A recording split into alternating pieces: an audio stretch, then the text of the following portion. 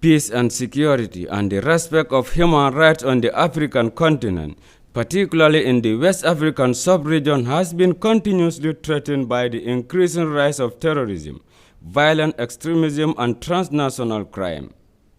The chairperson of the Gambia's National Human Rights Commission, Emmanuel Daniel Diouf, reminded delegates of the challenging task at hand in his welcoming remarks, calling for urgent action to address the situation in the region. National human rights institutions continue to play a very important role in promoting and protecting human rights within their respective jurisdictions in an increasing challenging environment as they grapple with a myriad of human rights problems in the sub-region. I am sure you will agree with me that we certainly have our work cut out for us. Our democratic and oversight institutions are being eroded as the principles of rule of law and due process are under sustained attacks. The forum anchored on the theme, the state of national human rights institutions in West Africa, 30 years after the adoption of the principle relating to the status of national human rights institutions, also known as Paris Principles, assembled rights defenders and institutions across the sub-region with the objective to address human rights violations in the African continent, as well as the protection and promotion of human rights institutions.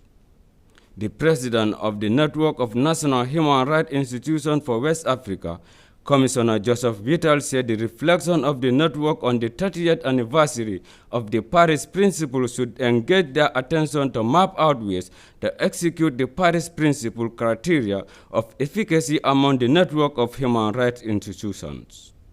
The fifth consultation in a row that our network and our strategic partners, ECOWAS Commission, the Office of the High Commissioner for Human Rights, UNOWAS, is convening of national human rights institutions in West Africa and the Sahel to deliberate and share lessons on how to deepen and consolidate the work of promoting and protecting human rights in our sub-region. The regional representative of the United Nations High Commissioner for Human Rights for West Africa also delivered a powerful message, outlining the state of human rights in the region and appeal for urgent action to address the situation. We organized the 4th regional consultation in 2022 in Abidjan, albeit, as we pointed out, in a particular context of persistent threats linked to terrorism. We are therefore witnessing the exacerbation of discrimination against vulnerable groups, including women and children, the shrinking in civic space,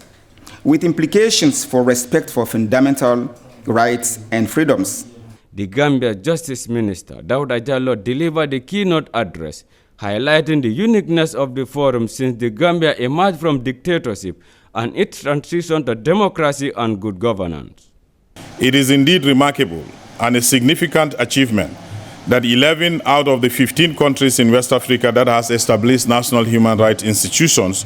are found to be in compliance with the Paris Principles and have consequently been issued with A status accreditation. Gladly, the Gambia is among them, despite relatively young age of our own National Human Rights Commission. Justice Minister Jallow also reaffirmed the Gambia's commitment to promoting human rights, referring to the establishment of the National Human Rights Commission by the government as a model for the monitoring and protection of human rights in the country. The network also presented a Human Rights Award and SDG pin to the Justice Minister and Chairperson of the National Human Rights Commission for their excellent work in the promotion of human rights. Bawasila, GRTS.